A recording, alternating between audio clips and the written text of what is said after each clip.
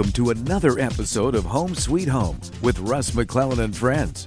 Here's your host, Russ McClellan.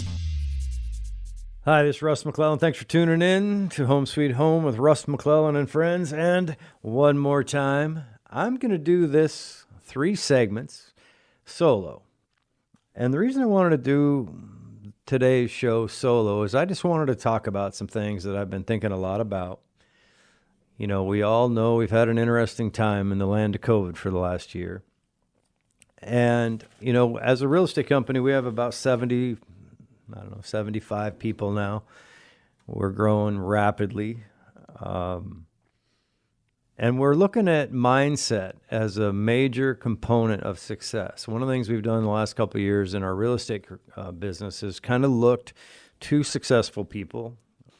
On the other show that we have going this month, we have Gavin Johnson and the Alpine Group, and he's a great example of someone that he openly talked about on the radio show that he was homeless for a couple of years, and real estate has given him and his family a vehicle to really do amazing things up there in Leavenworth. But mindset has become an issue that is a little bit scary, right? There's a lot of people handling stress differently. I'm noticing things that I haven't seen in 30 years. Meaning the stress points that I'm seeing in my agents at times and in other people in the community are a little bit scary. And one of the things that I like to do is kind of take a step back once in a while and not just talk about real estate, but talk about life. And sometimes the success in real estate is definitely connected to how you look at things, but the success in life is connected to that, right? And I wanted to talk a little bit today about the power of vulnerability and what that means.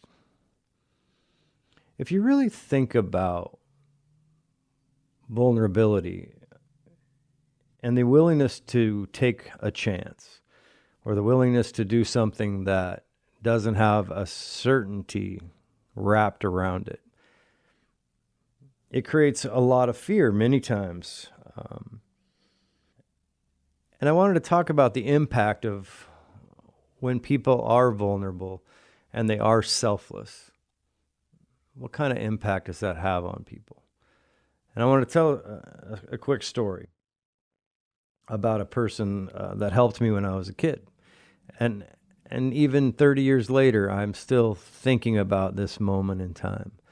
It was kind of an interesting time. We were jumping motorcycles in my hometown of Manson, and I decided to hit this jump at full speed. My bike wasn't exactly built for that. And my cousin, Scott, had a motorcycle, and he was willing to take a chance to put me on the back even though I couldn't walk. Both my ankles were busted up. And drove me all the way back, excruciating pain, to my dad and mom's house where I lived, right? And at that time, my dad was pretty intense at times. He passed away in last April, but I don't know if he accidentally kicked my crutches out the next day or what, but my head hit the TV and he goes, "Oh, I guess you're not faking it." And so the leadership, when you really stop and think of these kind of funny stories that as a kid, you know, when we were younger, we did some crazy stuff, right? And fear really wasn't part of the equation, and being vulnerable was a very normal thing to do. Creativity, imagination. We didn't really worry too much when I was growing up. I'm going to be 52 this month. It was never really a problem to go for it. You know, fortunately, I had very supportive parents. And leadership,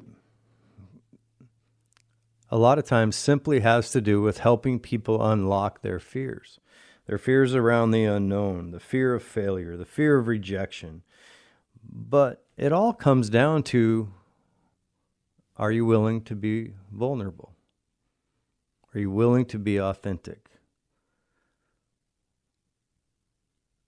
They say when we're children that we operate at a genius level. We can absorb data at a genius level, whether it's a language or learning how to walk or talk or whatever until we're about 4. And then it starts going backwards. And, I'm not a psychologist, but fear gets planted into us. It gets programmed into us from when we're very little. And a lot of times it seems to happen based on ridicule, people teasing us when we're kids, maybe being told that we're not worthy, maybe being told that we're not going to amount to something when we grow up. Fortunately, I grew up in a very supportive household. I was very blessed. But we all have a story, and the programming that's wrapped around our brain, that every time we get up in the morning and we try to go do something, how often do we seem to find ourselves caught in a rut where life just kind of goes one day into the next, into the next, into the next, into the next, and all that happens over 30 days, 3 months, 6 months, years, we just get older. But how often do you feel that maybe things aren't going the way you wanted them to go, or maybe that you need to make a change, but you're not 100% sure what that change means? And we spend so much time thinking about all of the things that can go wrong if we make that change, we end up doing nothing. There's that old saying, analysis through paralysis, or paralysis through analysis. There was a TED Talk, I think it was, that I was listening to, where they talked about thousands of people. They did a study, and they kind of separated people. I don't remember exactly what they did as far as the action in the study, but at the end of the day, they focused on determining the people that felt worthy, the people that really loved openly, the people that had a feeling of belonging and self-confidence, versus people that struggled and people didn't feel that they were worthy or didn't have a very strong self-esteem. And they found that the major difference between those two categories in this study was that the people that believed that they were worthy really believed they were, right? It was as simple as the fact that they decided that I am worthy. I belong. And if someone doesn't like that, it's not my fault. And I think at times when you go through difficulties, it's important to remember that where you're at in life, it isn't your fault. You've been programmed, you've been reinforced, probably by the people that love you the most, or sometimes the people that are holding you back the most. And sitting there hoping that change is going to happen isn't going to work.